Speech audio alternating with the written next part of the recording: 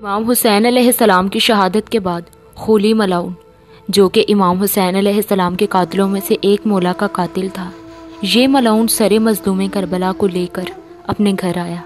اس کی ایک بیوی مومنہ اور محب اہل بیت علیہ السلام تھی، اور یہ جانتا تھا کہ میری بیوی ایک مومنہ اور محب اہل بیت ہے، لہٰذا اس ڈر سے کہ کہیں میری بیوی سر مظلوم کربلا امام حسین علیہ السلام کے مبارک سر کو دیکھ نہ لے، اس ملعون نے مولا کے سر کو اپنے گھر کے تندور میں رکھ دیا۔ جب یہ گھر میں داخل ہوا اور اس نے تندور میں سر کو رکھا تو اس کی بیوی پوچھنے لگی کہ تم اتنے دن سے کہاں تھے؟ تو یہ ملعون جواب دیتا ہے کہ ایک باغی نے یزید کے خلاف بغاوت کی تھی اور اس سے جنگ کی تھی، لہٰذا ہم نے جنگ فتح کر لی اور اس باغی اور اس کے پورے خاندان کے جوانوں کو مار دیا، تو بس اسی وجہ سے آج کئی دن بعد گھر آیا ہوں۔ یہ سن کر زوجہ خولی خاموش ہو گئی، ملعون کو کھانا دیا، یہ کھانا کھا کر سو گیا۔ یہ مومنہ نماز شب کی پابند تھی۔ جب رات ہوئی تو یہ نماز شب کے لیے اٹھی تو کیا دیکھتی ہے کہ پورے گھر میں روشنی ہی روشنی ہے، جیسے فلک کے سارے ستارے اس کے گھر پر اترے ہوں۔ ہر جگہ چاروں طرف نور بکھرا ہوا ہے سوائے اس کے تندور کے۔ وہ دیکھے کہ اس کا سارا گھر روشن و منور ہے ایک نور سے، لیکن اس کے تندور میں آگ لگی ہے۔ وہ دل ہی دل میں کہنے لگی کہ میں نے تو تندور نہیں چلایا، لیکن یہ تندور میں آگ کیسے لگی؟ وہ بس گھبراتی ہوئی تندور کی طرف بڑھی۔ جب قریب جا کے دیکھا تو کیا دیکھے کہ تندور میں آگ نہ تھی بلکہ بے تحاشا روشنی پھوٹ رہی تھی۔ جب اس نے جھانک کر تندور میں دیکھا تو ایک خاک اور خون آلود سر تندور میں رکھا ہوا تھا۔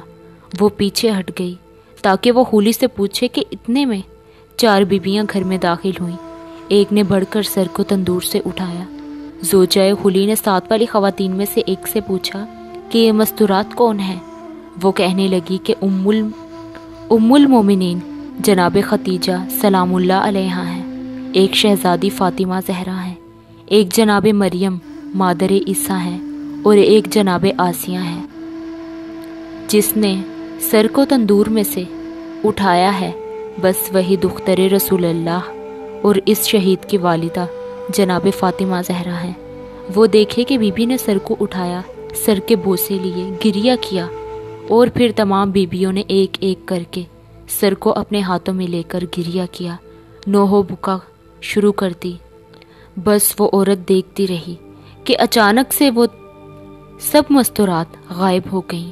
زوجہ خولی کہتی ہے کہ میں اٹھی، میں نے اس سر کو تندور سے نکالا، اسے مشک و زعفران سے غسل دیا، داڑھی کے بالوں میں کنگھی کی اور ایک پاکیزہ جگہ پر رکھ کر یہ مومنہ خولی کے پاس گئی، اس کو جگایا اور کہا کہ اے ملعون، تو کہتا تھا کہ کسی باغی کا سر ہے، ظالم تو نے مجھے بتایا کیوں نہیں کہ یہ تو فرزند رسول اللہ و زہرا کا سر ہے؟